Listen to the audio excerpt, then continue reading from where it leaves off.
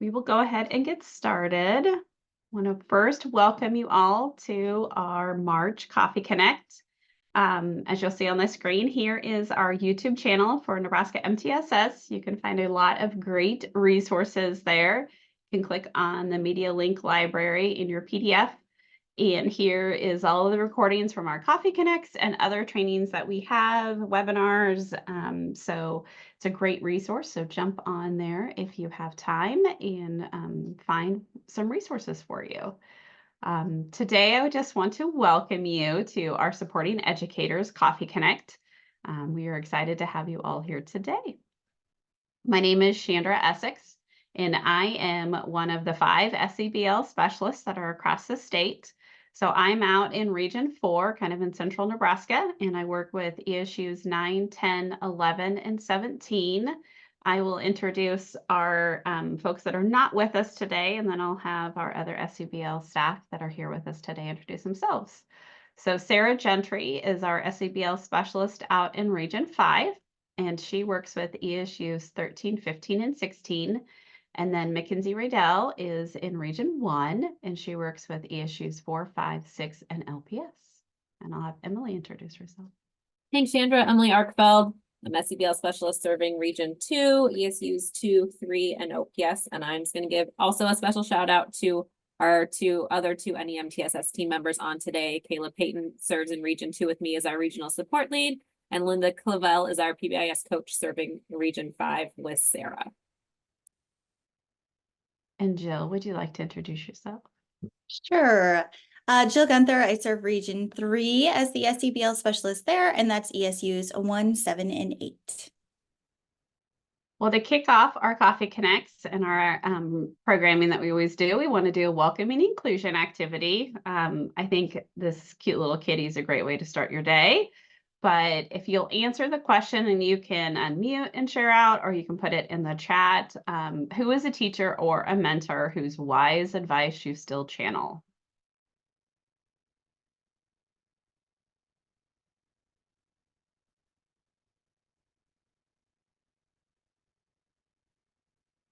I can think of, I don't know if it's really advice that was channeled, but I think about, I had a vice president for student affairs that I had worked with, and she talked about, it's not about what people know, it's about how they are, how their excitement and their energy is that you can train somebody how to do their job, but you can't train somebody to be their attitude. And so I just always think about the attitude is so important.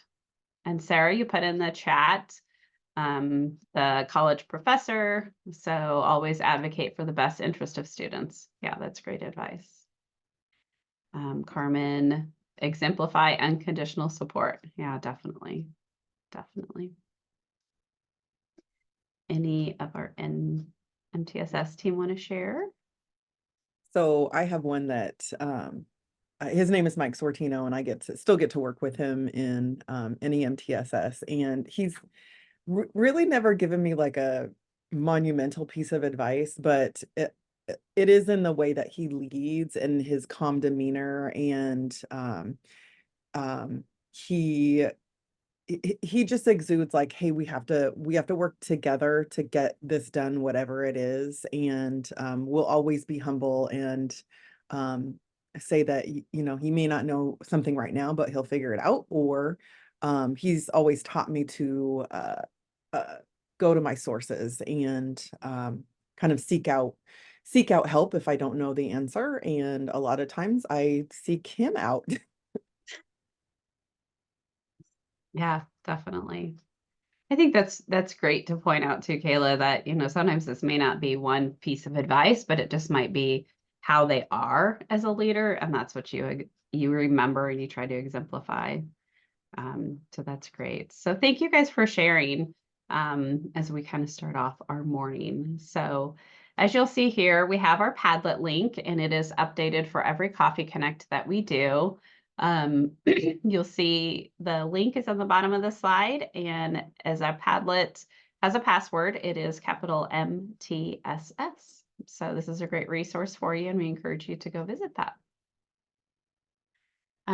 We always like to start our Coffee Connects with a quick review of what SEBL is. You will see on the screen what our definition of SEBL is: the systematic process of fostering social and emotional skills among students and adults in order to create a safe and supportive environments with positive behavior and mental health outcomes for all.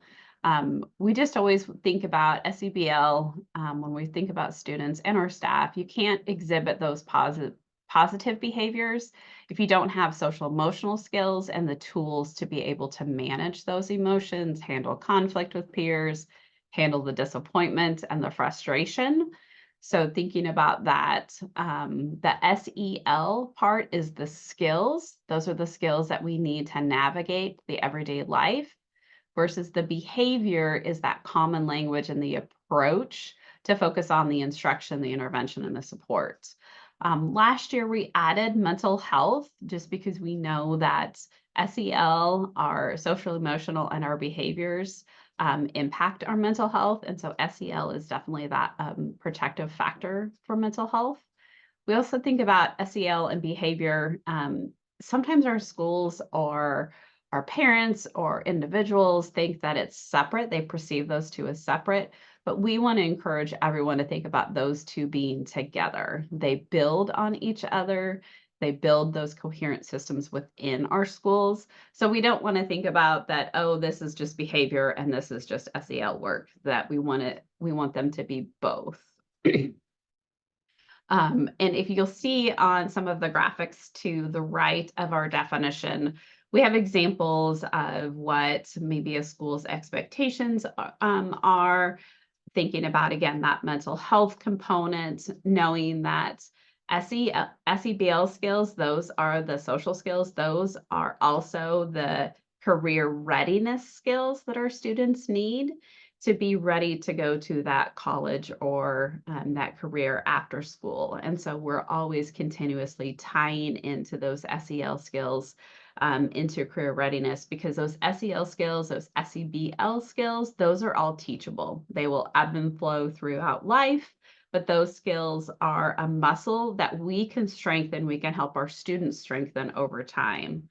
A lot of educators are already doing SEBL work, and we know that, but maybe they're doing it implicitly. And so we just want to encourage our educators to think about, how do we do SEBL work more explicitly? And that doesn't mean that it's just doing a tier 1 core curriculum. It's weaving it and weaving the skills into what we're doing in the classroom every day in all of the lessons. It doesn't have to be difficult. It's just using some language. And so you'll see here our SEBL skills star, and we're going to talk a little bit more about it on the next screen, about being intentional and what that looks like. So we are excited. This is our new SEBL skills star. We have just kind of updated and refreshed what our skills were beforehand, and now making sure that we are able to share with our educators how to talk about SEL skills in the classroom. Our 5 skills are self-awareness, self-management, problem-solving, relationships, and pro-social behavior. We know that we start with self-awareness. And what we wanted to do with our skills web is to give you as educators the questions and then break down what that skill is, so that you can easily be more explicit in how you're teaching it in the classroom by interweaving it in academic lessons, interweaving it in playtime, and helping students have that be more of a common language. So when we think about self-awareness, that question that we want you to ask is, how do I know myself? If we know ourselves, then we can build on the other skills. That looks like self-acceptance, those emotions, thoughts, and behaviors, the self-advocacy, and the strengths and the interest. So you'll see this throughout all of our Coffee Connects, all of our trainings, and we are breaking down each one of these skills this spring in our Coffee Connects. So if you haven't caught our January and February one, I encourage you to go back and check that out. And then we will be referencing these in April and May moving forward. So we always start our Coffee Connects off with a quote to kind of get us thinking about what our topic is. And as I read this, I want you to just take a brief self-assessment. You don't have to share out, just of where you're at. So the quote says by Bill Markland, culture is how employees' hearts and stomachs feel Monday morning on Sunday night. So what are your beliefs? What's your body say? What's your behavior tell you on Sunday night about what your belief in what your Monday might look like? So on the next slide, we're going to show just a brief video that talks about the 3 B's.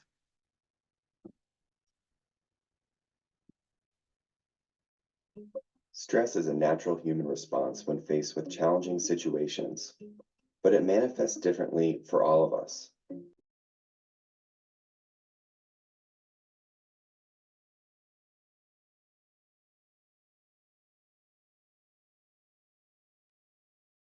I think we lost sound, Chandra.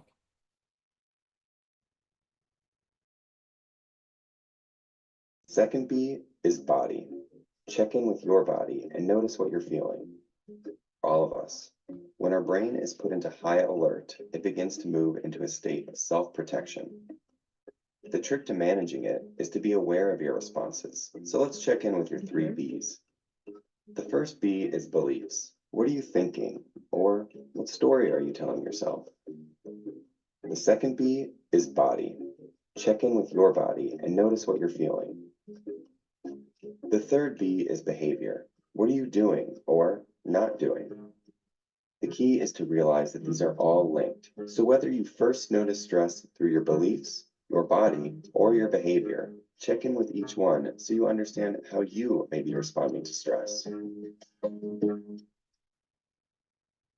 Okay, did you get to hear all of it or a portion of it? Okay. Sorry for losing sound on that.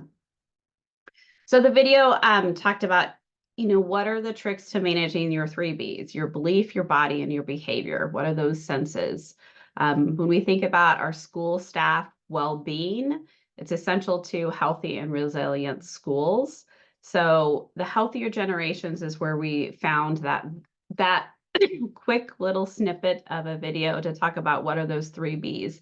And this can be something that can be done, and you can show it in your classroom with your students too, to help them really be cognizant of what those 3 B's are. But it's something to help us as educators just kind of step back and think of what are our 3 B's as we start the day. Where's our own well-being, and how do we help each other with that? So as we talk through what this looks like for educator well-being, we want to start first by thinking about what are those causes of burnout. Here on the screen, you'll see that these are the 6 causes of burnout from the Harvard Business Review. While this information has been created for adult workplace in businesses, it definitely can translate over to our classroom environments. So is the workload that we have for educators, is it manageable?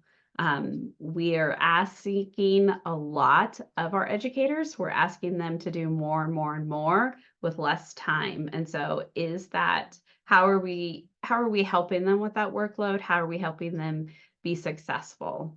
The perceived lack of control. So do they have a voice and choice in the environment of their classroom, in their buildings, in their district?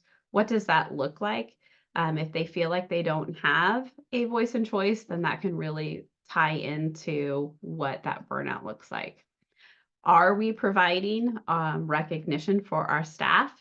We're going to talk later on in the Coffee Connect about ways to recognize staff, but if we're not giving them an opportunity to be recognized or to feel valued, then that's going to continue again into that cause of burnout. Or relationships, how are we intentionally building relationships within our staff to create that culture of acceptance and understanding? Relationships is key with our staff, and it's also key with our students. Lack of fairness is another one. If we think about maybe in a large district, maybe there's multiple schools and each school does it a little bit differently, that can impact how educators feel they have the ability to be fair with what they get to do in their building versus what another building might be. Also thinking about grade levels. Is every grade level have the opportunity for the same resources, the same opportunities? Is it different? Sometimes it does look different just because of the developmentally appropriate approach for our students, but making sure that every staff has the ability for the same resources so that we don't have that unfair perspective. And then values being mismatched. This is something that's really important, and I think as our young teachers grow and develop, then you start to realize really the importance that if your values are mismatched with your organization, that can lead to a lot to burnout. I know that I had that personally in my first job outside of grad school, and so it was easy to get burnt out. So now trying to be very intentional about what we're doing, what careers I choose to make sure it aligns with my values. And so helping young educators understand that, but also realizing when those don't align, that will cause burnout. Here's another resource we just wanted to show when we think about the burnout rate. You'll see K-12 education is at the top. And these are results based on Gallup's panel workforce study. It was conducted in February of 2022, so very recent. And more than 4 in 10 K-12 workers in the US, so 44% say they always or very often burned out at work, outpacing all other industries nationwide. So we know there is a teacher shortage. And then our question is, how do we address that in our classrooms? How do we address that in our buildings? How do we address that in our systems so that we can help this stat go down? And it's not just K-12 education, it's also in college and universities across. They're the next highest. So we want to think about that. How are we helping our educators be less burned out? And we can do that through well-being programs and intentional programs to help them. So we always want to think that our educators are first. In the classroom, how we approach every day, how we approach our students impacts their learning, just like how our administrators approach our teachers, how they approach our educators in the classroom will impact how they teach our students. So it always starts with our educators, thinking about how we regulate our own nervous system, how we become aware of our own triggers, understanding that. We say, I'm sorry. I think that's a great role modeling piece for our students to see when we mess up. As parents, I know I have a kindergartner and I know I mess up a lot. So, saying I'm sorry, saying that I can always do better and I can learn from everything that is impacted by myself. We repair and prioritize those relationships, and then we focus on the process. What does that process look like to make sure that we have healthy environments that we're in as educators? So leadership teams, if we think about from the leadership team down into the classroom, what are we doing to help educators not burn out? What are the components that we're putting in place? And we'll talk more about a lot of resources, but what are we doing to help create a environment of psychological safety and a culture of learning and just positivity for our staff? First off, it comes down to relationships. We talk about building relationships, and that's the most important thing in the classroom, relationships with students. This is the most important thing in our staff. Taking the time and energy to build the relationships, being intentional from the administrators in the culture in the classroom to your superintendents and the culture in your districts, taking that time and energy, focusing on those relationships individually as educators when those relationships may get severed, mending and fixing those, and maintaining those relationships.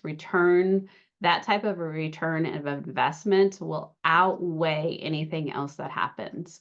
When we think about what toxic relationships might be present in our buildings, might be present in our campuses, how do we retrain our teachers? How do we retrain our staff to truly be a team and work with each other and not against each other? We want to think about how we foster those creative in those relationships, those intentional relationships, not just meeting to meet. We all love each other, but we know time is of a valuable essence. And so not just meeting to meet, being very intentional with our time, getting down, having a purpose, accomplish goals, and supporting each other. And part of that relationship maintenance comes by sometimes we have to just let go a little bit, giving teachers the voice and choice for their own professional learning based on the student and adult data. So this is one of those pieces that we'll talk first about, is that database decision making. This starts too with the leadership, and it starts with our educators using that data. We use that a lot with our students, but how are we using our data with our staff? And don't forget to take care of your colleagues. That's probably one of the big pieces. Educator wellness, we saw all of the reasons why we're being burnt out. If we don't take care of our educators, then that's going to have a huge impact on our students. So how we model support of each other is how we can model support for our students. One way that we can gather information from our staff, in the next few slides, we'll talk about some different surveys that are out there, is staff surveys. That's how we can gather information and be very strategic in what we do to build our staff. Now, understanding that I think this time of year we can get very survey heavy, and we're asking our staff to do a lot, we're asking our families to do a lot, our students to do a lot. So as a building, as a district, being very intentional in what we're asking our staff to survey, what we're doing with the information, and maybe spreading it out. So trying to plan what assessments you're doing in the fall, what you're doing in the spring, and when, so that you're gathering information at different points in times, and it's not just everything at the end of the semester or the end of the academic year. So on this slide, you'll see that there's a variety of different surveys from the systems level to the individual level. And I think it's important to strategically plan of what information you're gathering from both of those, having assessment surveys to then use the data to impact your staff. Again, when we think about, here's another staff survey, that's an example through that link.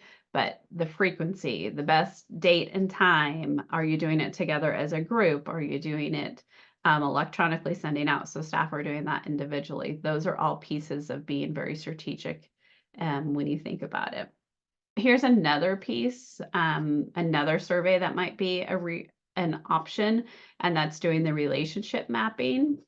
So do you have someone to go through for emotional support? These are great questions to have your staff think about.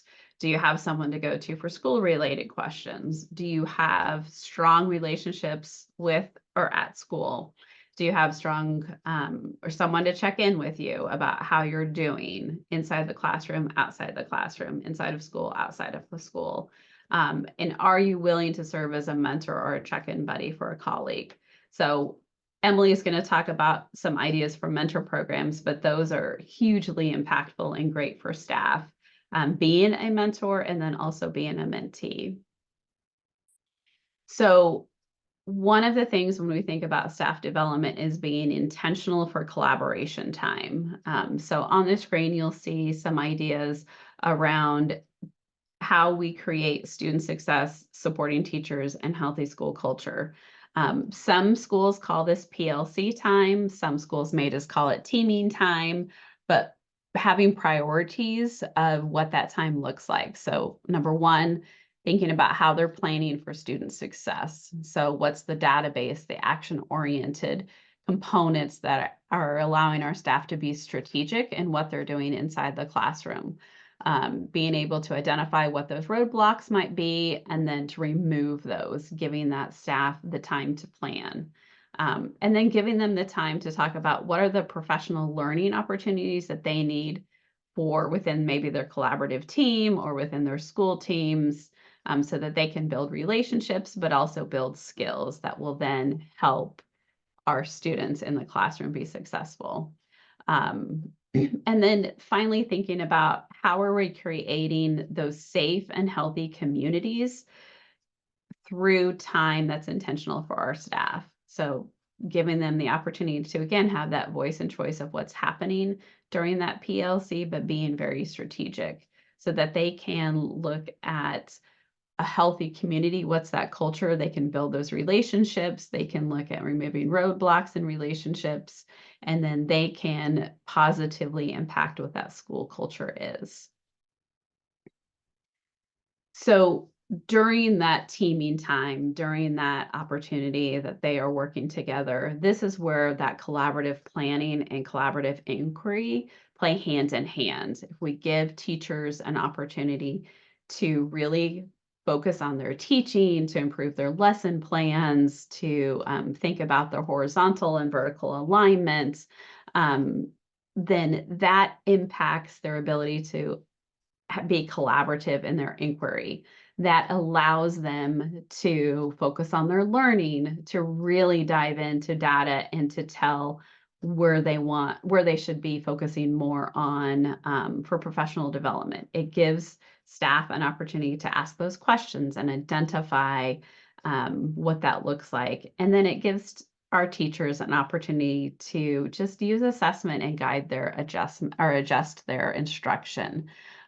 Being very strategic in using your time is important, and remembering that your teaming time or your PLC time, try not to use that as a event session, but as a productive opportunity to come together. You can always find time to share and build those relationships, but being very intentional with your time, again, helps lessen that burnout.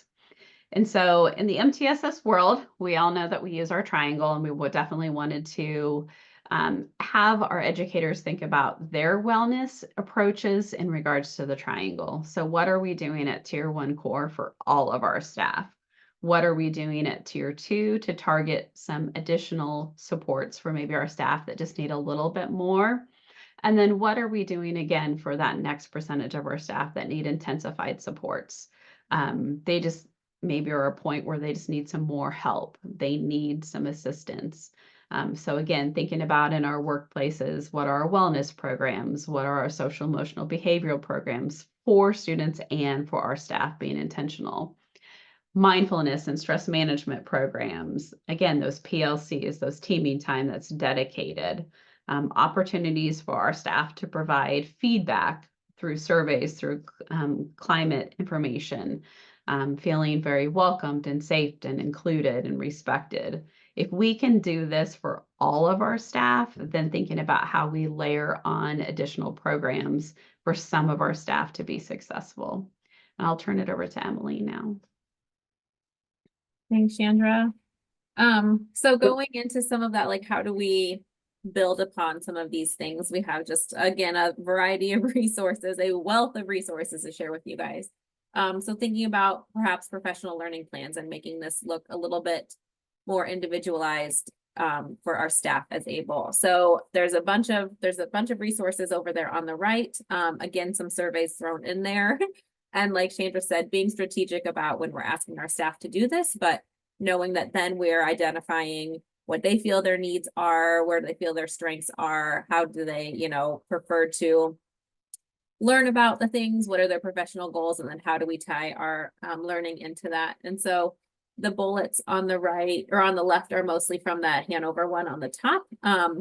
But when we're thinking about building these professional learning plans, that it has to have several components. So it's not just like, here's the trainings I'm taking next year, but we need to lay out what are our goals, what's our timeline for this, who is going to be involved in this, how are we evaluating it, what resources do we need? So really thinking intentionally and building that out, and then using multiple delivery methods to get the learning out there. So can you read this research article before you come and process with your colleagues, and then do some reflection afterwards? Maybe it's a book study or some coaching and mentoring, like we'll talk about. There will always be annual trainings that'll have to be a part of it. So what are the things that all staff need to do every year? And then how can we provide some opportunities for those to get learning that really meets their professional needs and professional goals beyond that. Yes, I'll make sure that all of these are accessible. I apologize for that. And then we want to make sure our topics align with grade levels again. So my background was school social work. There were a lot of curriculum and instruction trainings that didn't apply to the work I was doing. And so how do we make sure that we have opportunities for all of our content areas, all of our professional support staff, all of that, so that they're not feeling like they are wasting an hour a day in a training that doesn't apply, but giving them opportunities to do other things in place of that do apply to their goals and their own learning. And then we will need some differentiation also for our veteran teachers versus our, our new or our novice teachers. And so those that have been there for 20 years, there are some things like classroom management and some of those pieces that they might have really, like they do really well. And so sitting through a training of that isn't necessarily going to match where they're at or their goals or their expertise. And so how do we give them opportunities, perhaps in leadership, perhaps it is leading some of that professional learning and that collaborative time to use their knowledge and expertise to help some of our newer teachers. And then like some collaborative learning amongst themselves, and then really asking them like, where do you feel your needs are, and help build their plans on that. And then we're hoping that you're embedding SEBL throughout the whole thing. And so using those skills that web, our STAR, how are we having conversations about all of that, about self-regulation and co-regulation and conflict management and problem solving and all of that stuff within the professional learning that they are getting. And then always be on that one and done. You can't just come in your first year and do a training on, behavior response strategies and then never go back and talk about it again. So making sure that we are continuing to offer trainings and that we are growing as our staff learn the information and implement the information, that it needs to continue to grow on that. So lots of resources there. Jill says she's updated the links. Thank you so much, Jill. So thinking again, systems. So the school level self-care plan that is linked from the National Center on Safe and Supportive Learning Environments has an individual self-care plan and a school level self-care plan. So the school level is in the second half of that. And some of the steps look the same. So you're recognizing your warning signs. So you can do that individually, but you can also do that at a school level. So looking at like how does our school feel when you walk into it? Does it feel warm and inviting and welcoming? Or can you like walk in that front door and already you're like, oof, this is cold. This does not feel good. Are our teachers, are our educators and staff burned out? Do we have a high turnover rate? Are we losing half of our staff at the end of this school year? Is there miscommunication among staff members that might lead to conflict or unresolved conflict that you can just kind of like cut the air with a knife type of thing? Are our teachers negative towards each other and towards the students? Are they reactive when it comes to behaviors instead of building in some of those proactive pieces? And so you can just really get that feel for that generally as an outsider walking in, but then as an insider, you can, you know what's going on in there. And so once you identified any of your warning signs, then you can assess like, what do we have in place that we are already doing in those sub-bullet areas? So that training and education, support and supervision, employee control and input, communication and work environment. And then once you have an idea of what you are providing, you can see where some of your gaps are or your strengths are, and then you can adopt and plan for strategies to promote that staff wellness as well. And so you don't have to like pull the strategies and practices out of thin air. They are all in that workbook handout resource for you. We have a couple like framework toolkits that have been put out from a variety of very smart individuals and organizations. This is one of them from Child Trends, and this is really looking at the school employee wellness. It is very in-depth. There are lots of links. You can get lost in it very quickly. But we liked this graphic just to show that how everything is interconnected. And so when we build those school systems with resources and policies and fairness, and we're looking at data and making sure we're building our things to be data-based, then our school systems can help support our schools. And then when our schools are also doing the same, they help support employees. And then there's wellness, and then that just cycles back through the system. And so it needs to be really that bigger system approach, because if you have a school who's doing great and their administrator is rocking on all of these, leadership is supporting staff, staff are supporting staff, students are having great outcomes and they're feeling warm and welcome.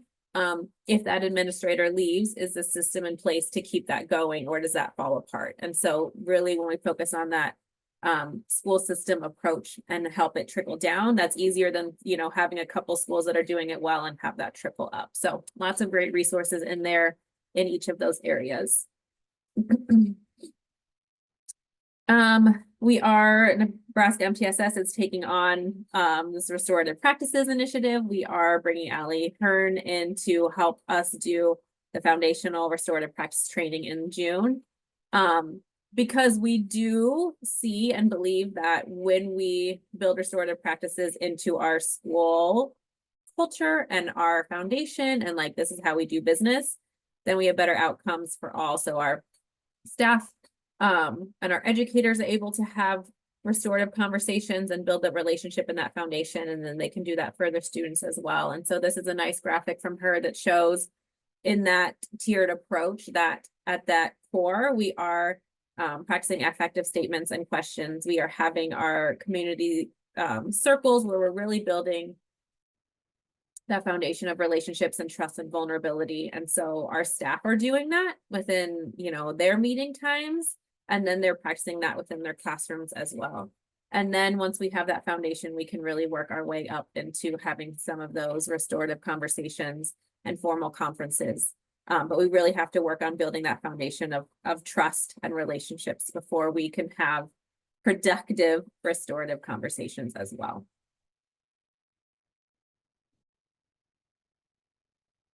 This quote, there's not a resource to go with it. It was just a great quote when I think about staff voice and staff autonomy. There's a lot of things, like Chandra said, that there are expectations and there are standards and there are things that are put on our educators that we can't change that. That is going to be what it is. And sometimes that can feel like we are stuck in a little bit of a box of like, you know, I don't have the autonomy to teach the way that I teach best or the way that my students will respond best. And this quote came from the Hawaii State Teacher of the Year from the 2023. I thought it was great because even within all of that box that we have to fit in, you can control the passion with which you deliver lessons, the way you establish your relationship with students, how you nurture your classroom cultures, the questions that you ask, the way you structure collaboration and discourse, and the way we choose to honor or ignore the student voice. And I think that's so powerful. There's a quote that we share a lot, and it's a great one about, you know, that teachers have really the power to like impact their climate and culture within their classroom and the outcomes of students. And this is, I feel like, just an updated version of that, of saying like, we have a lot of power, we have a lot of choice and control over how we run our classrooms and how we collaborate and support our colleagues and how we do that with our students as well. So wanted just to share that in thinking about staff voice and autonomy in their classrooms. Here is another giant framework from the U.S. Surgeon General on workplace mental health and well-being. Again, lots of resources linked within this, but even just at this snapshot of this, I think it's great to really pull out those elements of like, how do we support one another, and how do we create those schools and those systems for mental health and well-being. We have to be able to show up to work and feel protected from harm. Like, how do we set up those safety? And I know that's been a big focus of like safety within schools. How are we building and fostering that connection and community? You know, how do we promote work-life harmony? Some of that is hard to do, not some of it. It is hard to do in education, but how do we do that to the best of our ability? How do we make sure that our educators know that they matter at work, that there is a purpose, that we want them there, and that they are making a difference? And then what opportunities for growth are we providing too? Do they feel pigeonholed into what they're doing, or are we, again, providing those individualized professional learning plans where we're identifying their goals and then helping support them to get there? Mentoring programs, Chandra mentioned this earlier, and really, we can't just, you know, oh, you've been teaching here for 15 years, we've got a new teacher coming in, will you just mentor them and send them on their way and think that that's going to work well? It's, you know, how do we set up a process and a program for them to come into that. So again, identifying those who even want to be mentors, and then how do we coach them up? So we have a purpose statement, like what is our purpose of mentoring? What do we hope that our mentors and our mentees will get out of this? What are our goals, whether those are just the generic ones of the mentoring program altogether, and then the individual ones as well. And then our mentors are saying, I commit to this. And our mentees are also saying, I commit to this, that it is a two-way street. It is not all one person committing and benefiting. That we have explicit expectations, and we are focusing again on relationships. Everything we do, we talk about relationships. They are the heart and soul of like getting anywhere in life, I feel like, and then providing coaching to the mentors. So if you are saying, yes, I want to be a mentor, what does that, like, what are we providing them as far as professional learning around coaching? This graphic is wonderful. It is a link to more information about the bullets on the left, and then this, and the graphic as well. But just even providing some questions about, like, when you are checking in, this is not just like, how are you, how are things going, but how do you ask some intentional questions to really get at how they're doing and what their needs might be and how you can support them. Also the supportive timeline, I skipped over that, but I think that's so important when you think about having conversations that match what is happening during that school year. So if you have your first conferences coming up and you have a brand new teacher, how are you having conversations to help support them in that? So how do you talk to parents, you know, when they're sitting in front of you? How do you stick to that 15 minutes and get the information you need to get out, and then not let them kind of bogart that time? Because 15 minutes is short, I understand, for some families, but then you have families in line after that to have those same conversations. If you I sent a reel to Jill earlier about SLPs and IEP season, and so how rough that is on our staff members who are involved in back-to-back IEPs for several days in a row. And so if you are mentoring someone who is a special education teacher or a specialist or support staff who are sitting in on those IEPs, how do you help have conversations ahead of time of like, okay, how are you setting some boundaries? How are you taking care of yourself? How are you, if some of these are hard and they're emotional, like how do you then process and get into the next one and be present in the next one? So having conversations that are relevant to the topics and the responsibilities that are coming up in your, in the timeline. And then there's another link on there as well. Thinking about workplace boundaries, this is great. Kaiser Permanente and that Alliance for Healthy Generation has put out a wealth of information about the well-being of our educators and the well-being of staff, and the well-being of just employees in general. And so here's a nice kind of screen grab from setting team boundaries. But how do we set, so as leaders, how do we set some of these up so that this is just again, how we do business, like setting up some boundaries around meetings, roles and responsibilities, that work-life balance, setting in some intentional staff breaks so that our own staff and educators feel safe then setting some of their own boundaries within that. And it's not just them having to come up with these things or feel uncomfortable saying, I'm trying to set this boundary. If that's something we already just have in our climate and culture of like, this is how business is done here. And here are some boundaries that you can work within. And giving and receiving acknowledgement. Again, Chandra touched on this earlier. So here, again, Kaiser Permanente, building a sustainable gratitude practice in your school community, but just knowing how your staff might want to be acknowledged. Some like public acknowledgement, like give me all the praise in front of all the people. And some are like, don't you dare say my name where other people can hear you. So just a variety of ways, again, to think about how to give and receive acknowledgement. And then on this next slide, going a little bit deeper into that, perhaps we are starting meetings with small team or staff wins. So celebrating individuals, celebrating team wins within our staff meetings, perhaps a peer recognition program so they can, drop a little note or put, we've got a box in the office they can put a name in or a thank you or something like that. Using social media, what a great way to recognize your staff, but then also families and communities can get involved in that. So, oh, Mrs. Payton, you know, XYZ on social media, and then a parent says, oh yeah, my student George had a great experience with Mrs. Payton, or oh yeah, she's wonderful. Like, what a great way to engage our community and our families in that as well.